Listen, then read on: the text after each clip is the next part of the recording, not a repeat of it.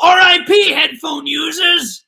Hello, and welcome to the PM Triars creepy story time stream.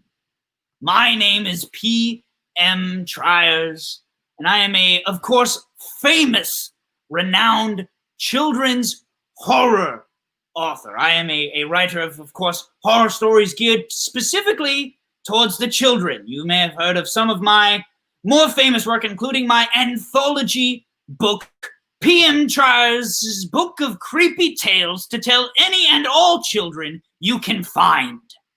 That was my prize winner. It was even reviewed in the New York Times, which is to say Eastern Standard. That included, of course, some of the short stories like The Sinister Spider That Ate Marissa's Legs Off, and The Floss That Makes You Bleed Forever. And I'm so excited to be writing some new stories with a couple of young people. I've found all kinds of girls and boys to be on stream with me today to come up with some new horror stories, because I believe this to be true, that the only way children truly learn is by horror. No children ever learned anything from the carrot. You must give them the stick, and the stick must give them nightmares of their fathers drowning. That is the only way children learn, and I'm very excited to help some of the young people I've gathered to be on the show work through some of their fears through fiction. It's going to be a good time, and I see there's at least one viewer, so I hope you're ready, viewer. I hope you're ready to get scared so good. You're going to get scared into not being afraid of something. Just you wait. I'm very excited for this. And I think it's about time. It's the Swell Boys. Hello. Is it Brandon? Is it you, Brandon? Is that who you are? My dear Swell Boy. I hope you get spooked. Look at that. I can even show it on screen. That's the scariest thing of all. That's what his face looks like. It's crazy. All right, well, with all of that said, it's time for the spooks to begin with our first guest, David. David Doff, Cool Water. David, how are you, my dear boy? I'm great. How are you? I'm ready to be spooked. I'm glad to hear that, David. That's precisely what's going to happen. Now, I couldn't notice that you have an Avengers poster behind you. Why tell me, why do you like trash? My uncle's Oscar the Grouch. I see. The Grouch family actually, we're offended by you calling it trash. I mean, we call it trash too, but in a good way. Yes, very well. Well, then, in that case, how does drivel sound? Perfect, actually. That's the politically correct term. Excellent. Glad to hear it. That's what they call me at Drivel University. Drivel University, a college-educated man, much like myself. Yeah, of course. It's in the trashiest state of all, Philadelphia. How dare! Well, I'm glad that you called Philadelphia state. That's good. Finally, at least you're putting some respect on Philadelphia's name to give it the full distinction of statehood. Yeah, it's very important. It's kind of something. State of decay, state of ruin. It's definitely a state. You know. That's right. A state of neither of the state of anarchy. That's true. That's unfortunately actually very true. And if you have any money at home, don't give it to me. Please give it to the Philadelphia Bail Fund. There are plenty of folks who could really use your help right now dealing with some nasty-ass pigs. Get them out. Help the people in need. And also then, if you have another $5, let's get that Avengers poster replaced with the Snyder Cut poster. Well, David, let me ask you this. What is your greatest fear? What would you say is the thing that scares you the most? The thing that scares me the most. What if I told you that my greatest fear is fear itself? I'd call you a simpleton. That's probably what I'd say. Is that you are too frightened of the world at large. You should call me a tryhard if I said that. Also, I would say. I feel like it actually takes very little try in order to be afraid of everything. As you know, my name is Triars. Is that how you interpret fearing fear itself, I guess? I don't know. That's right. What is it about fear that makes you so fearful? Now that. Oh, that is. You're taking it actually somewhere real. I was gonna tell you my real fear, but if I were to say, I feel like the hysteria of fear is what fears me. You are afraid of fearful culture. Let's exactly. Say. Ooh, fear culture. Exactly. Oh boy, the gears have begun spinning. Let me tell you this. Oh, I've already got my fiction sense, and I'll tell you what, David. Swell boys are having none of it with you. Swell boys aren't having. What would you call them non-answers? Don't call them non-answers. I'm not some sort of politician. Now let's think about this. You are afraid of hysteria. You are afraid of the culture of fear, and you like the Avengers. Are those three things fair to say about you? Okay. I think I've got enough to write an award-winning story for you, David. Are you ready to be cured of your fear? I'm ready. My good story. I want mainline it to me. All right. So this is going to be a story about hysteria culture, about fear culture, about paranoia culture, and those that try to protect the world. And so we are going to loosely call this story PC Police. Once upon a time, in the small town of Hysteria Falls, there was a young boy named David. That's me. David was a bit of an indoor boy. He didn't have many friends. He didn't get up to many sports. He hadn't even had a little bit of sex. He liked to stay inside and play Fortnite, read books. Indoors. That's right. That's the song. That's Fortnite's song. That's the song they play before you get Thanos Gauntlet. Dude, isn't it crazy that every song and dance move comes from either TikTok or Fortnite? It's like, how did they know? Right? You know what I mean?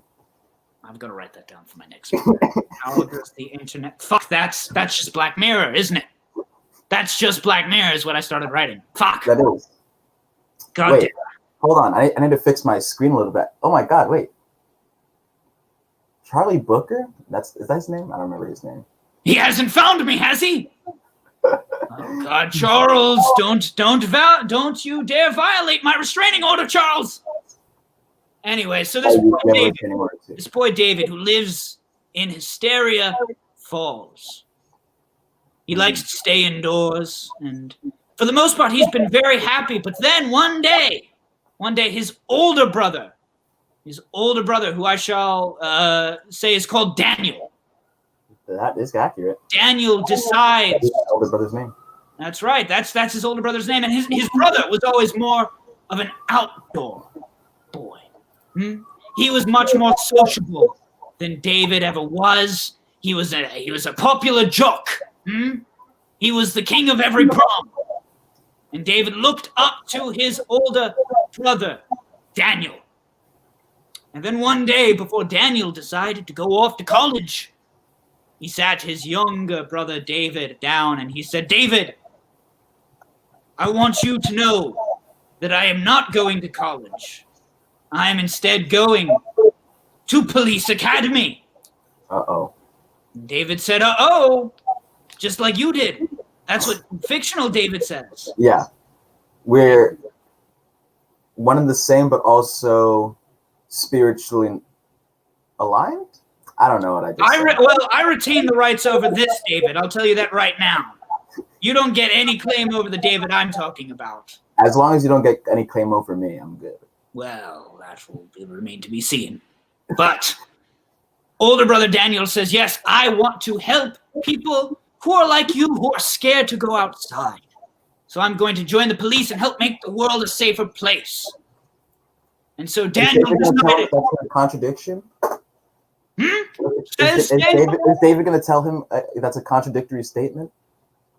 Well, Making a difference joining the police? Well, Daniel's going to say, well, not in this fictitious universe. They're not yet. Ah, I see. Not yet. That might be the twist of the story. Do we think? Not yet.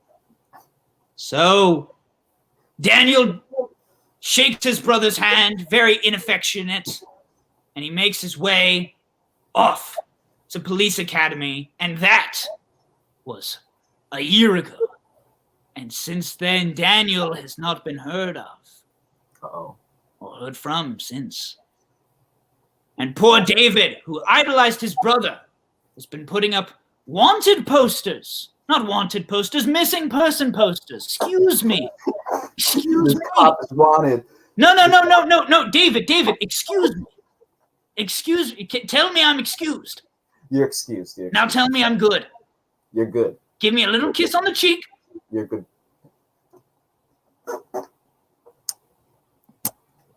David was putting up missing person posters for his brother. And everyone told David, no, Daniel's off having a great time at Police Academy. His parents didn't believe him. His chums at school didn't believe him. He didn't even receive the appreciation or agreement from brilliant local author friend G.M. Myers. So then one day, young David decides to find his brother. And so he starts rooting through his brother's closet, looking for any information about the police academy that his brother attended. And he found a very interesting flyer. A flyer that said, not police academy, but specifically paranoia culture police academy. It's a picture with several men and women lined up giving salutes, all of their faces entrenched in shadow, and an address listed for deep upstate. David has never heard of this address nor of this academy, and so he decides to investigate it for himself. So David hops on his bicycle, and he makes his way up the old town road, the one with remixes about it. He travels up and he finds an abandoned police. Wait, I have a question. Yes. What? Can anybody tell David? Can anybody tell David nothing? No one can tell David. Would you like to? Would you like it if David asked someone something? No, I would. I just want to know if no one can ask him nothing. I just want to confirm that no one can ask him nothing. I'm trying to remember the lyrics to Old Town Road because I'm going to be honest. It's been a minute. I mean, in a minute, I did the reference and I couldn't remember jack shit. 50% of the lyrics, honestly. That's the other 50% are Old Town Road. So, and then I'll have to take your word for it, my dear boy. The song, and then the other half of the half is Billy Ray Cyrus's verse. So there you go. All I listen to is Monster Mash. It's the only song I listen to. Anyway, David makes his way up to the abandoned police station.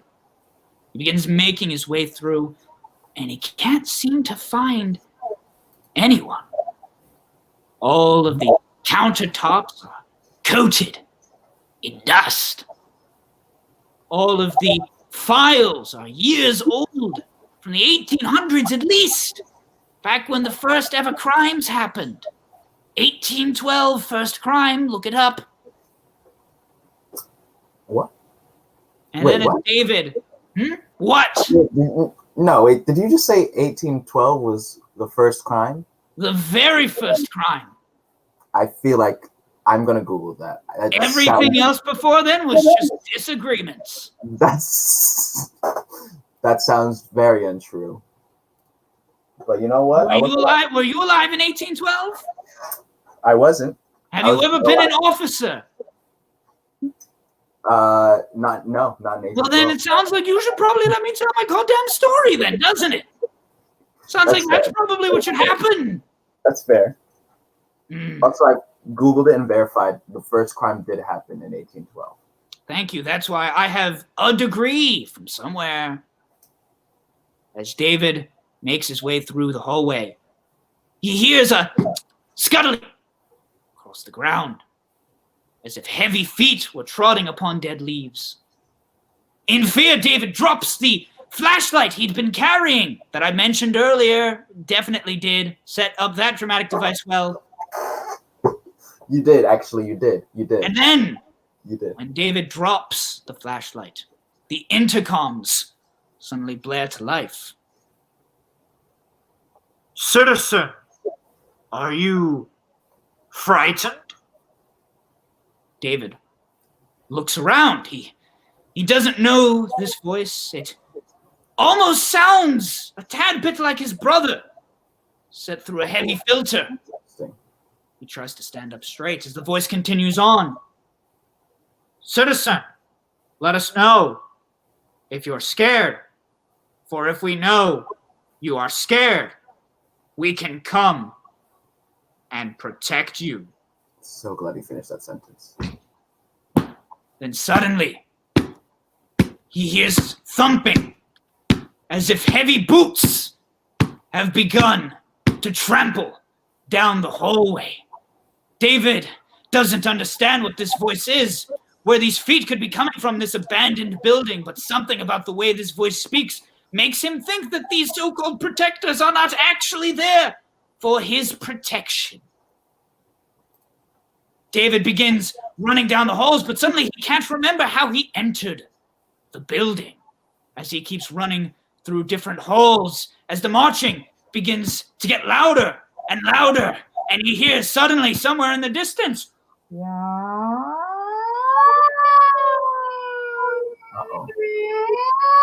as a Doppler effect begins going off in the building. David looks around for any way to escape. He finds a loose brick in one of the walls that he tries to work out and toss through a window. As he begins crawling out the window, the intercom blares up again and says, Citizen, did you just damage property? That is the same as violence. Don't you dare damage a building!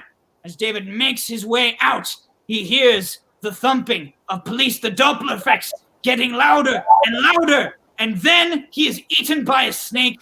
The end. Fuck. I What was did not. you think? Huh? I actually that was a curveball at the end. I didn't see that twist coming. Yes, well, it's all very important to the moral of the story. And can you tell me what the moral is? The moral of the story is that all cops, and I mean all cops, every single one, even the ones that are in your life, are bastards. That's right. You're a very bright young lad, David. And it's also important to remember that not only are all cops bastards, but most of them are snakes. Most of them. Literal snakes. Yeah. Look it up. They're not human. Do you know what happened to the first ever criminal? Say that again? Do you know what happened to the first ever criminal back in 1812? I assume he got bit by a snake. They fed him to a snake. They fed him to, yeah, he got bitten. It took him 13 years to die. Because the snake just had to keep digesting him. Took forever. You know, like when you go to a restaurant that serves large portions and you just kind of take it home and you're just kind of eating the leftovers from what you ordered from that restaurant. You're like, well, this is a good, I guess, return on investment. That's what the snake was doing with the first criminal back in 1812. Well, the only restaurant I ever go to is Chuck E. Cheese, and I suppose I should say I tried to go to because they stopped letting me in. They don't I wonder let me why. in there anymore. I wonder why. They're doing curbside pickup act now, so. That's right. I can order a Pasquale's pizza for delivery. Exactly. So never give up hope, man. Never. David, do you feel as if your fear has been abated? I don't fear anymore. Excellent. I'm very happy to hear that, David. Now get the fuck off my stream, all right? Of course. Thank you. All right. Goodbye. All right. That was the first young person helped, and that went better than I could have possibly expected. He got the lesson right away. I was worried that some of these boys and girl wouldn't quite get it, but they do. They catch on so quick. And we've now helped another person, which only goes to show that not only is horror very good for the brain, especially young developing brains, but I am very good Let's bring on our second guest. Next guest, yet another boy that I found. I found him in the streets of New York City. A lot of East Coast people. I won't ever tell you where I'm from originally. Then you'll catch me. Can't have that. But everyone say hello to guest number 2, Ish. Ish, hello. Unmute yourself. You're fully muted. Yes, no one thank you. Can you hear me? Yes. Thank you for having me, PM Triars. Ishmael. Thank you for finding me on the street and bringing me here. That's right. You live in a much nicer apartment than me now, too. Things really seem to have gone your way. Well, you taught me everything I know, and I'm here for another session. That's right. I taught you everything I know, and then I taught you never to use it. I don't want anyone writing books like me. Yes. No, I want to be the only author. I don't write books anymore. That's right. What do you do now, Ish? Tell me. Tell me quick. I kind of just like sit around and wait for you to put me on stream. That's what I do, PM. Have you gotten my letters? I've seen that you sent them, but the dogs tend to get to them rather quickly. I don't feed them much like you. Yes, you remember the dogs? I remember the days. Feed them like you. Yeah. They based Ramsey Bolton off you, actually, if I remember correctly. Right. Yeah. I have kept trying to tell you and my dogs that all you must do is pull yourself up by your bootstraps, and then you will be able to get your own food. Look at me. I started out as nothing but a simple boy in Salem, Massachusetts, with nothing but a pen in my hand and a chicken whose blood I had to use as ink. And then what year was that? $1 million from my rich father who founded oil. And look at where I've come. Yeah, I've heard the story a few times, actually, from when you raised me. But I'm glad you're saying it. I wouldn't have to keep telling it if you didn't keep interrupting me during the middle of my goddamn origin story. Sorry. My God, would you interrupt Zack Snyder when he's trying to tell you about how Superman came down? Would you interrupt Zachary Snyder when he's trying to introduce us to the brothers of the Legends of the Guardians of Ga'Hoole? I would not. No, and you interrupted me again, and I'm going to have to find a way to look past it. I don't know how. I shall try. Now, Ish, tell me, what is your greatest fear? Without a question, fungus and or mold terrifies me fully. Fungus and mold. Fast. Yeah. Now, where did this fear stem from? Because that's rather unusual. Yeah, it came from specifically like when you have to do dishes and somebody hasn't done them for a while, and there's just something got a little moldy in the sink, or like something got a little moldy in the fridge that you just left in the corner. I can't look at it, can't touch it, don't want to get anywhere near it. It terrifies me. Interesting. Dishes in the sink. So it sounds like you have been eating. Good for you. No. You finally pull yourself up from your bootstraps. Now tell me, is there a type of food that leaves a type of mold that you are particularly disgusted by? Ooh, that's a good question. Are you perhaps fearful of the mold from a lasagna? Yes, that would be terrifying. Yeah. Definitely from a lasagna. Spoiled milk, but like really spoiled milk is really gross. But not just like a couple days old. I'm talking like you left it for a while. That's terrifying. Basically anything that you open the container and something that's supposed to be one color is now green and black. That's terrifying. You are fearful of the colors green and black. We'll be writing that down. Your two least favorite colors. What are your favorite colors? Oh, red. And red. Just red. Like red. Yes. My favorite color would have to be the color of my father's eyes as I held him down. Oh. They started a bright hazel, but then they became a little gray. Yeah. The soul left him. Good times. Are you ready to hear a story about lasagna? Ismael? Yes, I am. All right, because that's not what this is going to be. Oh. That's called subverting expectations. Oh. So Ryan Johnson, if you're watching, go fuck yourself. That's how you do it. That's how you Fuck yourself, Ryan. That's right. Feel so good at making movies. Make a movie where Chris Evans shows his penis. Give the people what they want. I've seen it. It's good. As long as it's on the big screen. All right, I think I've got enough to write a story with. I mean, knowing your technique, I'm sure you have more than enough. That's right. I of course, use the Meisner technique for write. Yeah. I'm, of course, also a user of a method writing, which is where essentially I'm just a huge prick to everyone. And then when people call me out for being a prick, I say, why don't you like art? I'm trying to write. The only way I can be a good writer is if I pretend to be a prick author. And that's good and something that we just praise, apparently. Yes. Yes. That's why I'm so excited for Jared Leto to be back in the Joker.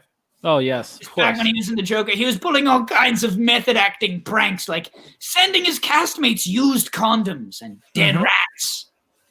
Still the best Joker I've seen. Yes. That's the best way to be a pretend clown, is to send real people used condoms. That is the kind of person that should continue getting work. All right, let's do the story. I don't know if this person is still in the chat. Thank you for liking the previous story. This one's going to be even better or worse. Let's begin. Once upon a time, there was a young boy named Ismael. Ismael lived in the city. He loved the big city music. He loved the big city food. He loved being able to go to a nearby bodega, getting himself fresh sandwiches every day. But then one day, both of his parents get a job at a small town dairy mill. And so Ish has to leave the city and move to the small town of Black Green Hills. The Black Green Hill Zone is where Ish moves, and Ish hates it there. He enters this small town full of rubes, full of fools who don't know about the latest music, who are not up to date on comical books. The only friend Ish manages to make is the beloved small town mayor, D.M. Briars, the only good man in that podunk town. One day, Ish is a little sick.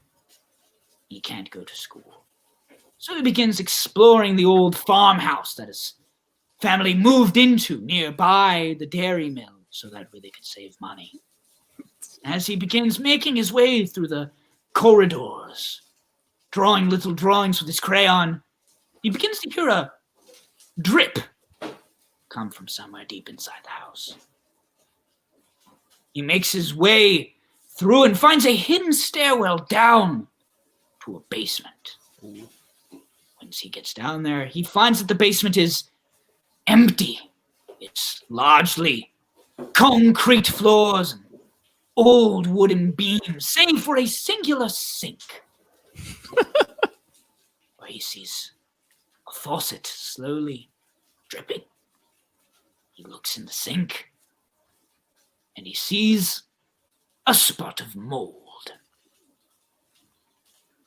Afraid of this mold, he quickly dashes up the stairs just as his parents arrive home from their busy day of milk science. I don't know what the working class does. But when he tries to direct his parents down to the sink, he finds that the stairwell has vanished. There's no idea where it is. The next morning, he makes his way back to school, but he hears, during the middle of one of his classes, that same drip begin again. Fearing that he might be coming down with a fever, he quickly runs to the restroom to try and splash some water on his face, but when he opens up to the door to the restroom, he finds that the regular linoleum and fluorescent lighting of his school's bathroom is replaced with concrete floors, old wooden beams, and a singular sink with a faucet dripping, and he looks in the sink, and there's an even bigger spot of mold. The next day, Ish demands to stay home from school.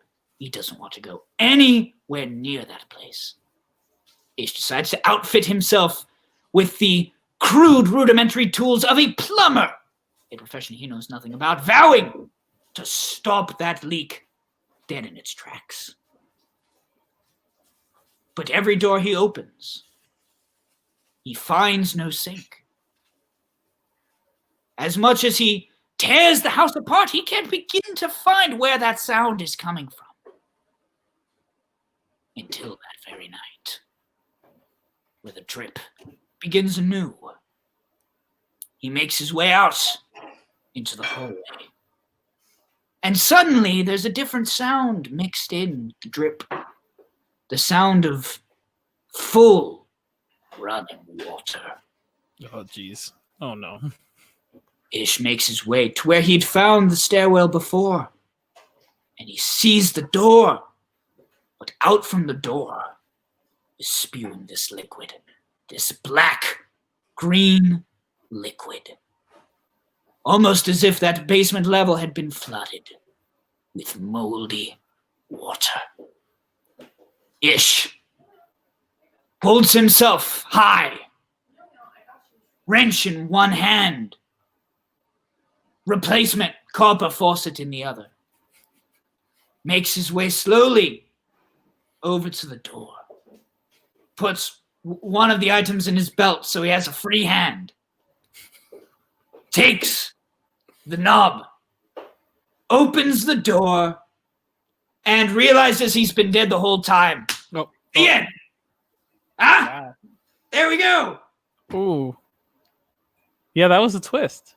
Yes, wasn't it? I like you peppered it in there. It was subtle, but I'm sure if I looked specifically at the text, I can find some foreshadowing as to me being dead.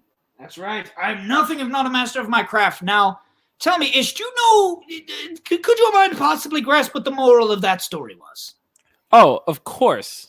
It was don't try to fix anything in your life. It's not worth it. Very close. That's actually quite close. The moral of the story is that as mundane as certain tasks might be, as hard as it may be sometimes to deal with even the smallest inconvenience, like mold when you yourself are not a plumber, just remember it ultimately doesn't matter because we're all going to die. Yes, of course. Well, actually, not going because I was already dead. That's right. Okay. All right. And that's what we call a metaphor. Oh, people who are actually dead can't open doors. Of course. That'd be silly. But I was dead the whole time, is what you said. Yes. But you see, everything that happened was in your mind. That's why you could just open a door in an entirely different building. It was a sink. And that's why you didn't have any friends, because no one could see you. Wait, so my mind was still working while I was dead? No, you were just a dumb ghost who was seeing things. Ah, those are the... Yeah. No, you were just a moron. Got it. And that's I try to help you and I try to teach you things, and it never takes. I'm sorry. That's why I stopped feeding you and the dogs. I'm sorry, PM. That's why the dogs hate you. They didn't do anything wrong. I should have known. The dogs were great creatures. They deserve to be fed, and I just won't because of what you did. I want to make sure you hear this, all right? I understand it's my fault. All right, so what are you going to do when you get off the street? Not do anything, because I'm dead, and we're all going to die. Sure, but I do want you to bring me my mail first, right? Okay, I'll get your laundry. I think my Playboy is still getting sent to your apartment. Yeah. I've been wondering. For a loan, so you've been saving those. You haven't been throwing those away, have you? Yeah, under my bed, in a box. You know, pervert, get out of here. I didn't like that one bit. I don't know who that was. All right, well, that was guess number 2, and I don't know about you guys, but I've had it about up to fucking here with all the testosterone. It's been too much, quite frankly. There's a lot of dude energy. I don't know who it was that brought up Zack Snyder's Justice League, but that only would have come up in a conversation between three men. This we know. So I think it's about time that we introduce some feminine energy to the stream. Everyone, please welcome guest number 3, Hadas. Hi, PM. Hello, Hadas. What is that short for? Nothing.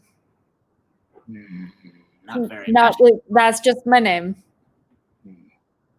All right. Have you thought about adding anything else on? Yes. A little bit of pizzazz. Yeah, Hadas Tarantula. Tarantula. That's Yes. a very good name. That's I an do like- extremely good name. Hadas Tarantula. Yes. Can I change your name in Streamlabs? That's fine. No, I don't think I can. Or You could do Hadas me a favor and change your name in Streamlabs to Hadas Tarantula, because that's the only way I particularly care to address you. Okay, 1 second. That's right. And I'll give you a second to begin asking you some leading questions here, Hadas. Tell me, are you familiar with my work, and are you a believer in the healing, performative power of horror for boys and girls? Yes. Yes. Have Good. you read Crystal Nest? Crystal Nest, your second book? Ah, Crystalness, yes. Yes. Yes, that was the book all about a young boy who eats too many crystals, Mhm. and then his mother and father get divorced. Yep. That's what he deserved. Truly.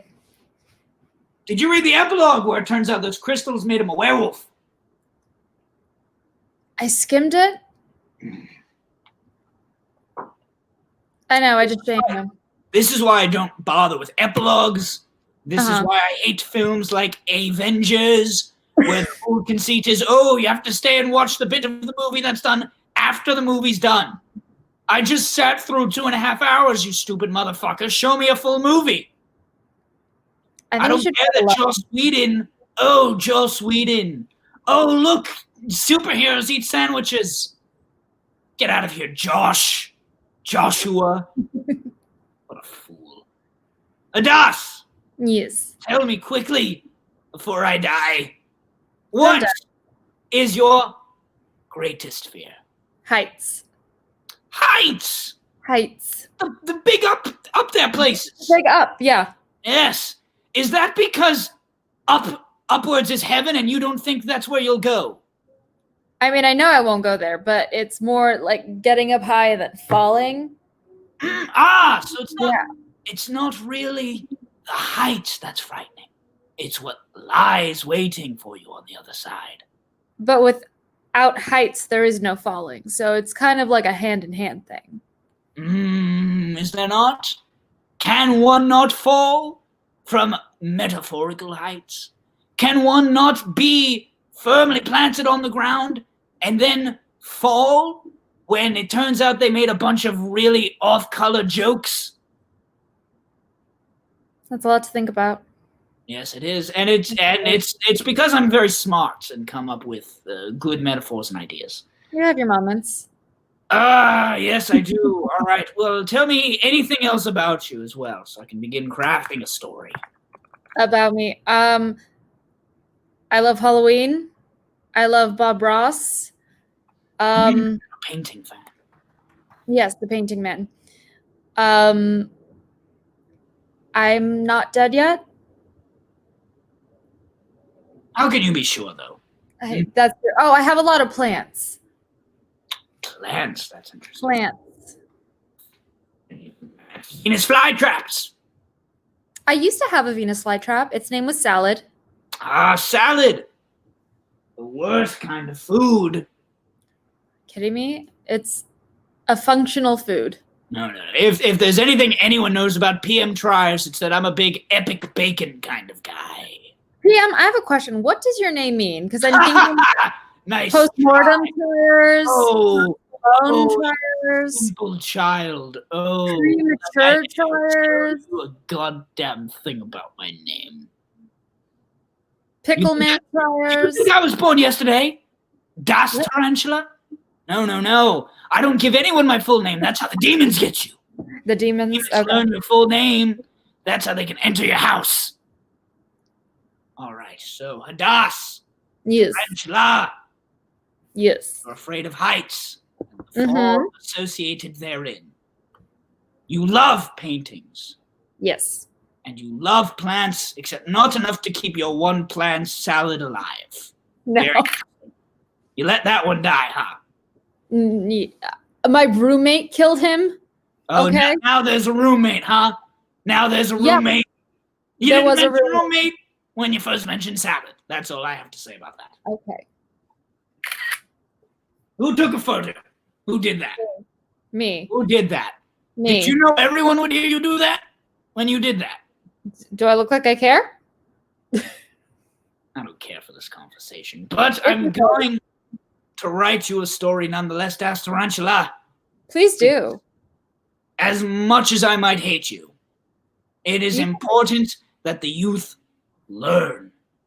Yes. It's the only thing that matters. So, let us begin. Once upon a time, Good place to start. in the town of Waterfalls, there lived a young girl named Hadas. Okay, I'm liking this. There lived a young girl named Hadas, and she was a rambunctious child. She came from the wrong side of the tracks, as it were. She made friends with all of the vagabonds of the town.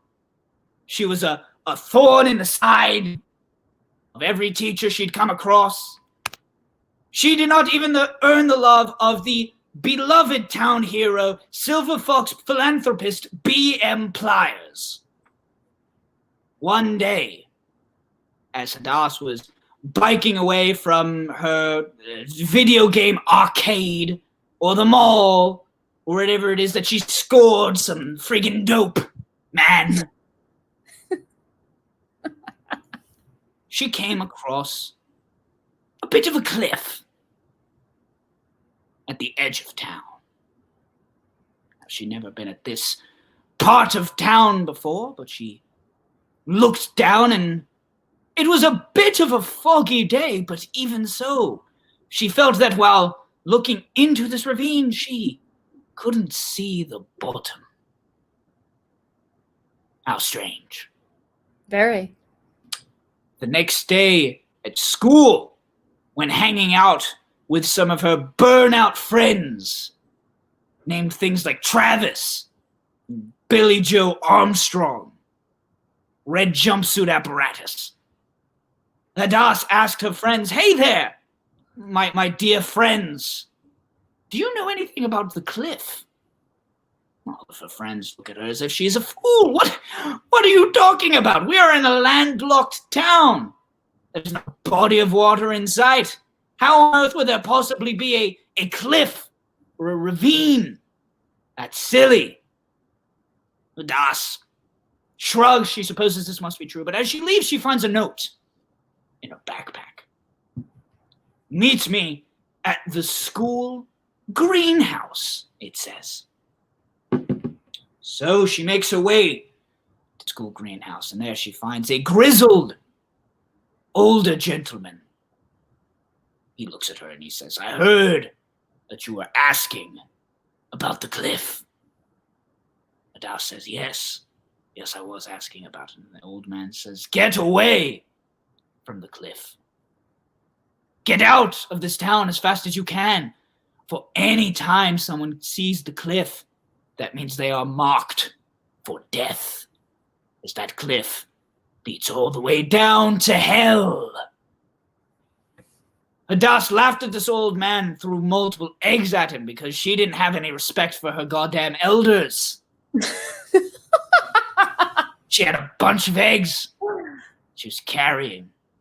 And then she made her way home thinking to herself, What is this crazy old man talking about? I'm not marked for death. I'm not going to hell. I'm too cool. I'm not a virgin like my dumb classmates. I smoke weed. I'm awesome. I'm not going to die. The next morning, Hadas wakes up to find that the entire town is coated in a bit of a fog. She looks around. Her parents are nowhere to be seen. She bikes her way over to the school and finds that again, similarly, the school appears to have been abandoned. The greenhouse windows are all busted through, and the plants have begun growing out in such a way that they now worm over the desks and the door frames of the school. Hadas calls out, "Where are my friends? Hello? Travis? Billy? Joe Armstrong? Or Eilish? Either one?" As she calls out, what? Why? Why are you doing this in the middle of the suspenseful part? You forgot to mention jumpsuit. The third friend. You think I forgot to mention? You think I don't know that red jumpsuit is still a part of this goddamn story? I'm just saying. As she calls out for her friends, the Billies and Travis, she hears And you gotta fucking stop. You've gotta stop. You've gotta. Would you interrupt Guardians of Ga'Hoole?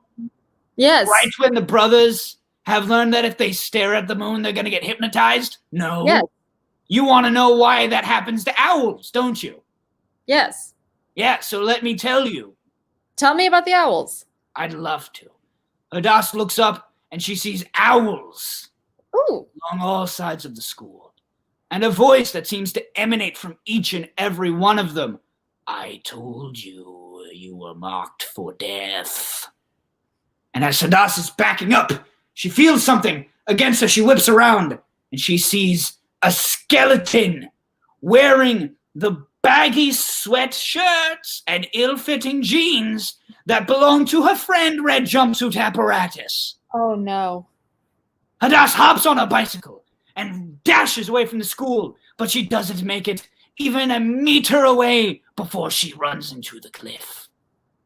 Anxious, she quickly whips back around. She does a donut on a bicycle and goes in a completely opposite direction, but she only makes it about 3 meters before the cliff rises up in front of her again.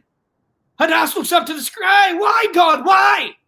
Why have you cursed me with this cliff? I promise I shall never do another drug. I shall no longer be friends with Mr. Jumpsuit Apparatus. Just please take me out of this hell. Please allow me the chance to make up for my mistakes. I shall listen to all my elders. I shall eat all of my vegetables if you give me one more shot at life." And then the owls eat her the end. Oh, okay. Wow. Now, what did we learn from that story? Eat your elders. I swear to Christ. I swear to Hephaestus. I swear to Khonshu, Egyptian god of the moon. You will pay for this. Do you understand? You've made me look a fool on my own goddamn show. Okay, I'm sorry. Yes. I want you to take Tarantula out of your name. You don't deserve it anymore. Okay, give me 1 second. That's right. I want to watch it before I remove you from the show. I want to make sure that you take Tarantula out of your name. It's my name now. Hold on. Hold on. I can edit my name, certainly. Yes. Ah. Now I am the Tarantula Man. Did it work? I'm gonna get fucking. I'm gonna catch a case. I'm gonna catch a case on this goddamn stream. I'm gonna get in trouble with the law. Well, I don't mind telling you, I'm pretty pissed off about that one. I didn't like the way that went at all. You know, some of these children, they just refuse to learn. Some of these children, they're too happy with their comical books. They're too happy with their meaningless childhood drivel like Trolls World Tour. I don't know if any of these children have ever read a fairy tale about trolls but they don't go on world tours. They don't try to unite all forms of music with the 6 strings of a magic guitar. No, they eat your fingers. That's what trolls do. I hope to God one of these days the people of this world listen to me. But thank the great Hephaestus below, I have one more chance. One more chance to reach these kids and scare them. I have one more chance to make a positive effect in a child's life by giving them a negative effect from a story that will, if I'm doing my job properly, make them unable to sleep for weeks. I want to be able to smell the pee-pee in this child's pants by the time I'm done. Otherwise, I'll have to turn in my pen and pad. It is time to introduce the final guest on our stream, Jake. Hello. Hello, How are Jake. you? Jake, I've been better. I'm gonna be honest with you. How are you? I'm pretty good. I just wanted to, this isn't directly behind me, but I thought you might be interested in a poster I moved on my wall. I don't know if you recognize these characters from anything, but Well, I believe that's Robin Hood. And that appears to be the Green Giant. Yep, you're right. You nailed it. I can't open those. A lot of those look like cops. A lot of Well, those characters look like they'd be cops. In a lot of ways, you could say that they are. You know, that's something that you sometimes I might have to wrestle with sometimes. That's why your only idols should be authors and the guardians of Gahul. Yes. Very good. Very good. Jake, is that short for Jacob? It is actually not. No, my legal name is just Jake. What about Christie? Is that short for Christian? It technically is Scottish for of Christ, so I guess you could say that. But I want to make your God cry tonight, Jacob. I want your God to be watching this. And I want him to go, no, I've got to go be God of Mars now. Earth is done. So in your conception of God, God is only God of Earth, and the rest of the galaxy and universe is someone else's responsibility? Look, this whole idea of God is that he's watching all of us at all times, right? That's absurd. Yeah. You're telling me that he's going to be able to watch all 7 billion people on Earth and whatever beings exist on Mars? That's fucking ridiculous. Okay, I understand your point. I'm just saying that it might not jive with Judeo-Christian, lore and what have you. Well, I dare Mr. Judeo-Christian to come find me. Honestly, I understand. That makes sense. I'll definitely, next time I speak to him, I'll make sure to give him your information. Good. Now tell me this, Jacob, and tell me true. What is your greatest fear? Well, my greatest fear that's actually a thing and not just a general concept is I am very, very afraid of clowns. Of clowns. Okay. All right. Okay. Yeah. So like the big cartoonish gentleman. Correct. With the big shoes and what have you. The big shoes and the big nose. Correct. They all get together in the same car. Okay. Yes. Oh, Jacob. Tell me, Jacob, do you take me for a goddamn fool? I do not, PM. I take you as a very, very serious man, as I can tell. As some sort of silly character only constructed about a week out from this show? PM, if you're wearing glasses and a tie and you're speaking with a British accent, it would be absolutely absurd for me to treat you as anything other than a serious author. I did dip into British, didn't I? Fuck. I told myself I wasn't going to do it. I told myself that's my... I know what you're trying to do to me, Jacob. I mean, I'm not trying to do anything. I know. I see what you're doing. All right, I see the strings. You're trying to get me in trouble with Stephen King's lawyers again, aren't you? I mean, is Stephen King litigious? I'm not familiar with... is Stephen King litigious? You know, I mean, this is the thing. If I want to get you in trouble with Stephen King's lawyers, I would say that it wasn't some random guy in Maine. I would say it was you who hit him with that van on purpose in like 2002. But I wouldn't say that because that would get you in trouble with Stephen King's lawyers. That's right. So, and he better not because he knows it'll happen again. Exactly. He's older now, so, and I think you only can take a hit by a van once. It's so easy to change plates. It is. That's the thing they don't tell you. All right, so clearly you're trying to lure me into some sort of trap where I just wind up doing another chapter 3. So tell me what is it specifically about clowns?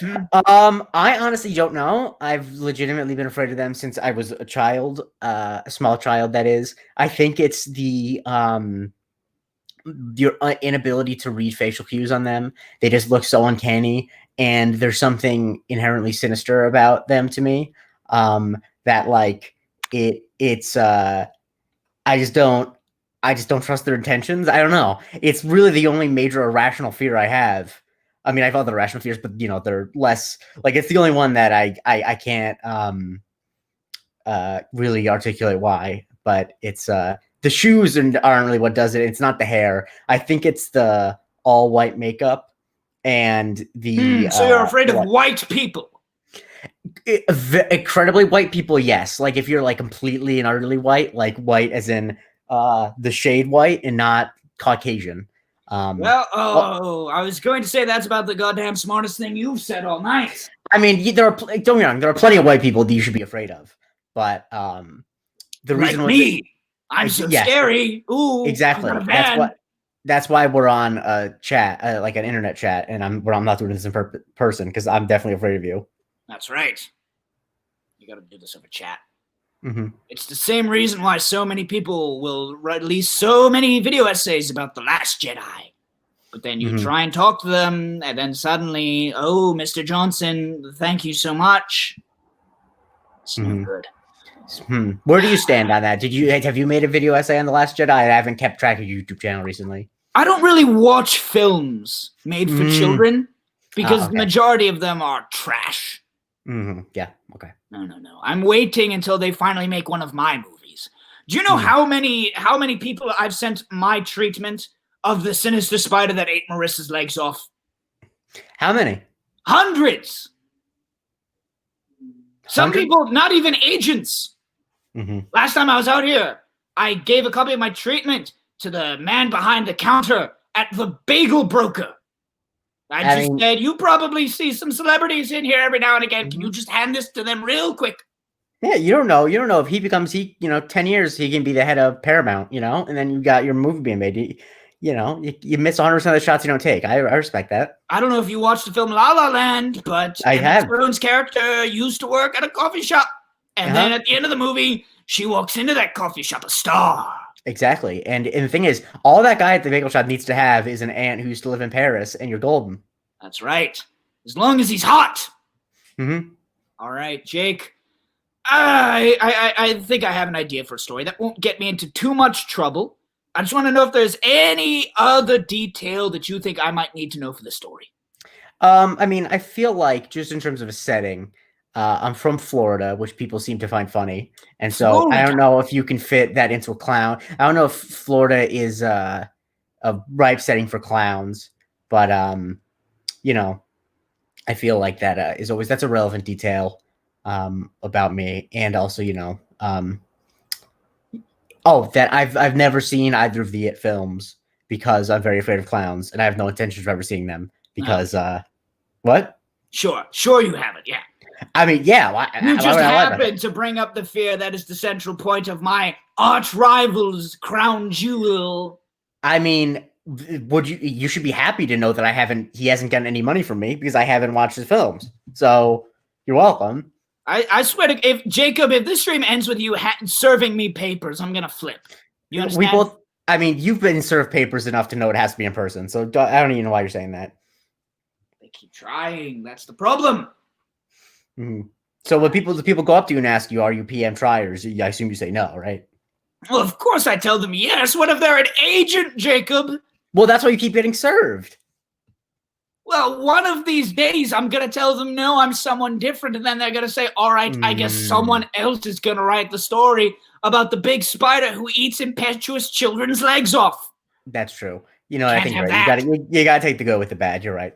All right. One of our guests is yawning, so I think we better get the story started. Better get the story part of this started. All right. So a story about clowns that has nothing to do with that clown, Stephen King. All right.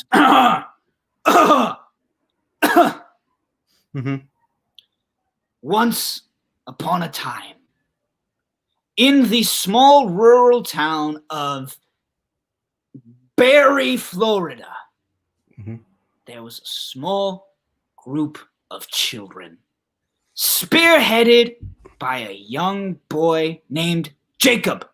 Now, Jacob, he was a charismatic leader.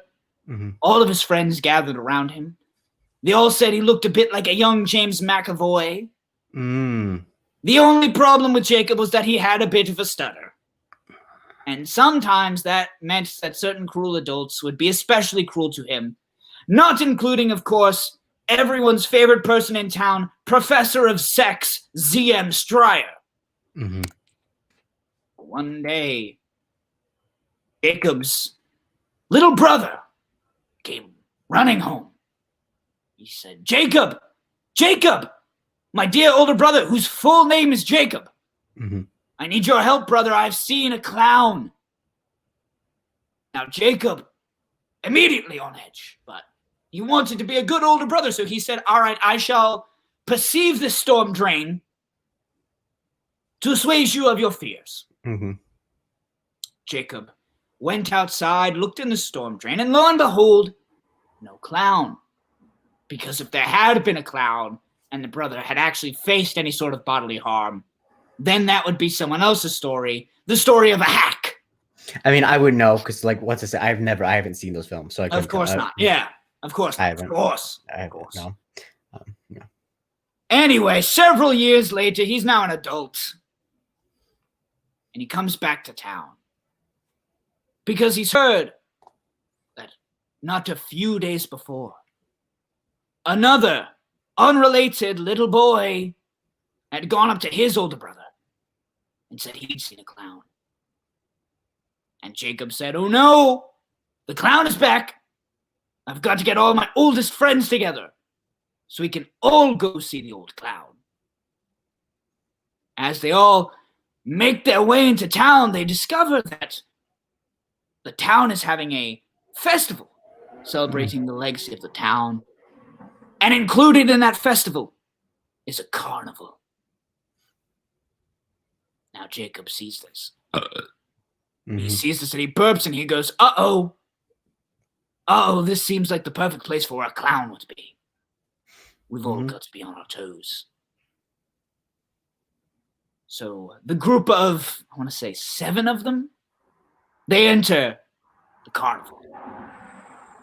They make their way in through the concessions, but the crowd is so thick that Jacob notices suddenly where there was once 7, there is now 6. They begin calling out to each other, and where there were once 6, there were 5.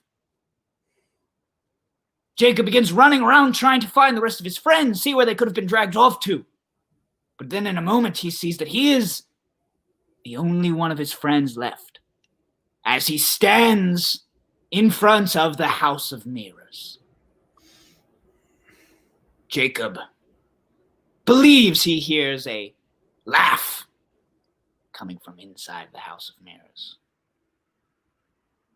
And once again, while Jacob is on edge, he wants to help his friends just like he helped his younger brother all those years ago, and surely there was nothing there in the storm drain then, so how could there be something in the House of Mirrors now? So Jacob makes his way in. As the laugh continues, only swelling in volume. Jacob looks around. Where are you? You clown bastard. Get out here. I know you've done something to my friends. I know you've got my little brother somewhere there with you.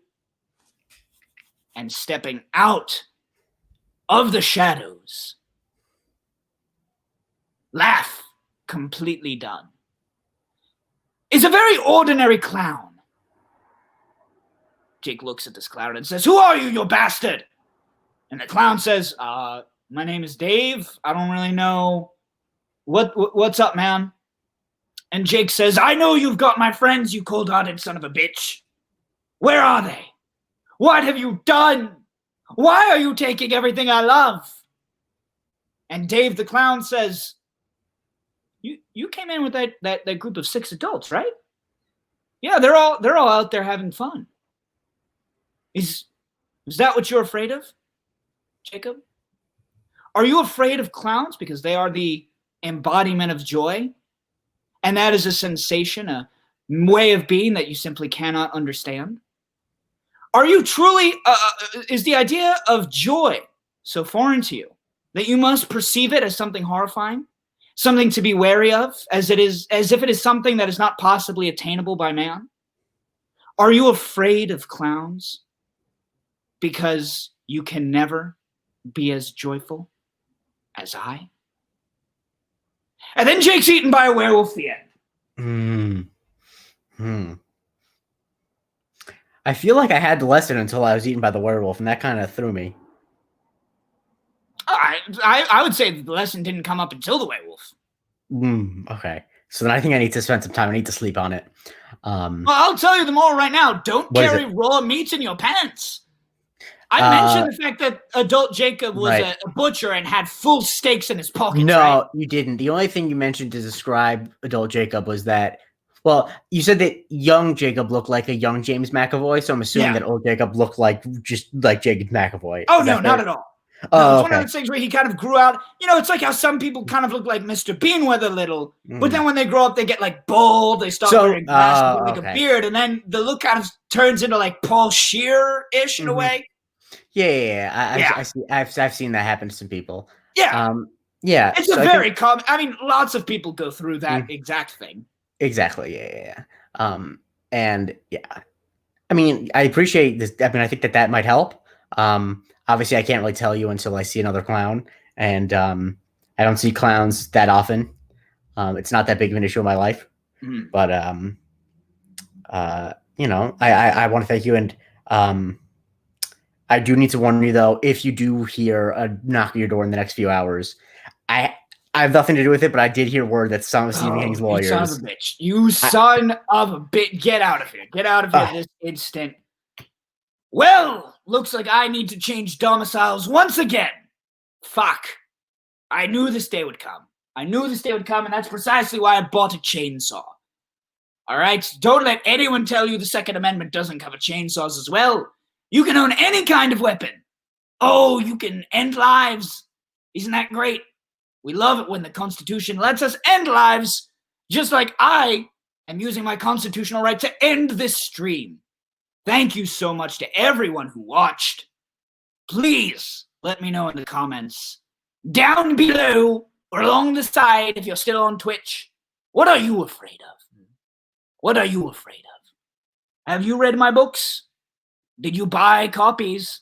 I won't sign them, but you better buy them because I'm going to need a new apartment very fast. The royalties are very quickly running out, and I am a safety hazard. I'm not getting my deposit back for this place. Do you understand? I'm not going to have any money to find a new place, so please start a GoFundMe for me. And then get me enough money to buy a new apartment. And then publish my second book, which will, of course, include all of these stories. My thanks to Ish, to David, to Hadas, and to Jake for being on the show. I've completely lost my voice.